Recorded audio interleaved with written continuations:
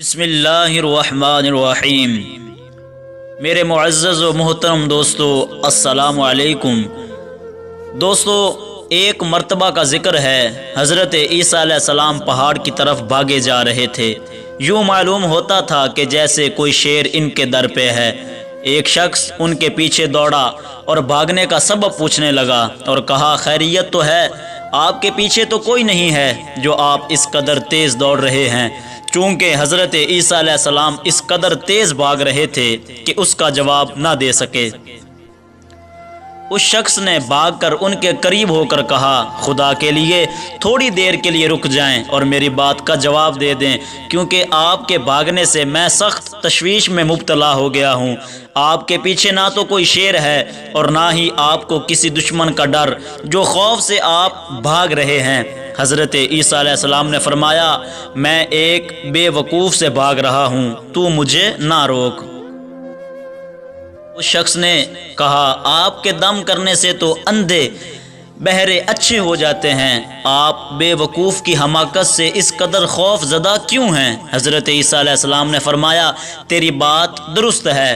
پیچھے بھاگنے والے نے کہا، آپ تو وہ مسیحا ہیں جن کو اسم اعظم عطا ہے، اور جب آپ مردے پر پڑتے ہیں تو وہ فوراً زندہ ہو جاتا ہے۔ آپ نے فرمایا، ہاں میں وہی ہوں جو تو کہتا ہے۔ اس پر اس شخص نے کہا، آپ تو مٹی سے پرندہ بنا کر ہوا میں اڑا دیتے ہیں، اس میں پھونک مار دیتے ہیں تو وہ اڑنے لگتا ہے۔ آپ نے اقرار کیا تو اس نے پھر کہا، جب آپ کے اس طرح کے عظیم معجزے ہیں تو پھر آپ کو کس بات کا خوف ہے؟ حضرت عیسیٰ علیہ السلام نے فرمایا، بے شک اسم اعظم کا یہی اثر ہے کہ اس سے اندھے بہرے ٹھیک ہو جاتے ہیں، پہاڑ اس کی عظمت و ہیبت سے پھٹ جاتے ہیں۔ اسم اعظم مردے پر پڑا جائے تو وہ زندہ ہو جاتا ہے، اسم اعظم پڑھنے سے معدوم موجود ہو جاتا ہے، لیکن بے وقوف پر اسم اعظم پڑھنے سے کوئی فائدہ نہیں ہوا، بلکہ الٹا اثر ہوا کہ وہ مزید سخت ہو گیا۔ اس سوال کرنے والے نے کہا کہ اس میں کیا راز ہے اور کیا حکمت پوشیدہ ہے کہ بے وقوف پر اسم اعظم اثر نہیں کرتا؟